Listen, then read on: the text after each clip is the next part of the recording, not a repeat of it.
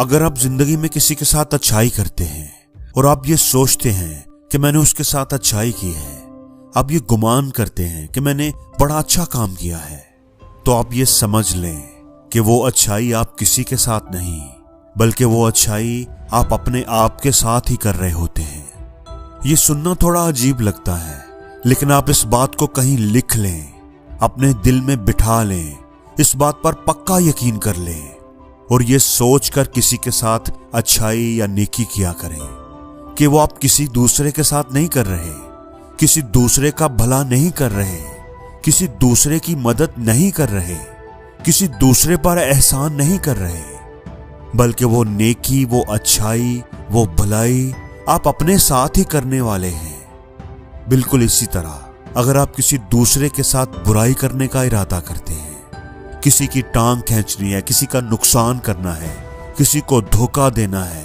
तो ये सोच कर करें कि वो नुकसान आप किसी का नहीं, बल्कि आप तो दरअसल अपना ही नुकसान करने वाले हैं। आज तो आपको लगेगा कि आपने किसी दूसरे का ही नुकसान किया है और आपका तो फायदा ही हुआ है, आज आपको यही लगेगा, लेकिन कुछ वक्त गुजरने के बाद, कुछ अरसे के बाद आपका वो फायदा नुकसान में जरूर बदलेगा। हो सकता है उस काम में आपको नुकसान ना हो, लेकिन वो नुकसान कहीं ना कहीं से, किसी न किसी तरीके से पलटकर आपके पास जरूर आएगा। किसी गांव में ना एक गवाला रहता था। उसके पास काफी भैंसें थी।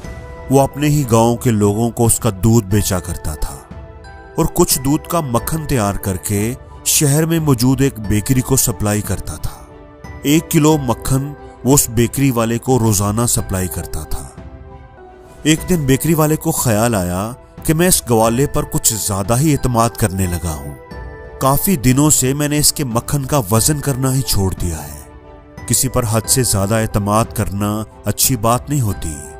अब की बार गवाला मक्खन लेकर आएगा तो मैं इसका वजन जरूर करूंगा। अगले दिन जब उसने मक्खन का वजन किया तो उसकी हैरत की इंतहा न रही। मक्खन तो 1 किलो से काफी कम था। गवाला पता नहीं कब से उसे धोखा देता आ रहा था, जबकि गवाला ये बात मानने को तैयार नहीं था। उसका इसरार था कि उसने मक्खन के वजन में कभी कमी नहीं की, हमेशा पूरा तोल कर ही मक्खन दिया है। जब बात किसी नतीजे पर ना पहुंची तो मामला काजी की अदालत में चला गया। काजी के सामने जब मक्खन का वजन किया गया तो वो वाकई कम था। काजी ने गवाले से पूछा कि वो मक्खन किस तरह तोलता है। गवाले ने जवाब दिया, जनाब मैं तो अनपढ़ गवार हूं और ना ही मेरे पास कोई वजन करने वाली मशीन है। तो काजी ने पूछा, फिर तुम बेकरी वाले को 1 किलो मक्खन किस तरह तोल कर देते हो? गवाले ने जवाब दिया, जनाब बहुत अरसा पहले जब बेकरी के मालिक ने मुझसे मक्खन खरीदना शुरू किया तो मैं परेशान था कि मक्खन का वजन कैसे किया करूं।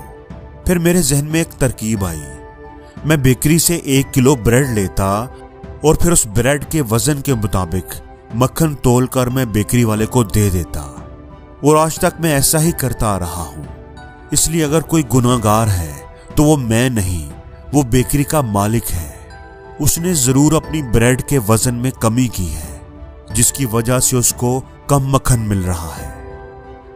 बेकरी वाला ये सब सुनकर शर्मिंदा हो गया, क्योंकि गवाला बिल्कुल सच कह रहा था। इसलिए दोस्तों, जिंदगी में कभी किसी को धोखा देने की कोशिश ना करें, क्योंकि वो धोखा कभी ना कभी बेस बदल कर आपके घर वापस जरूर आएगा।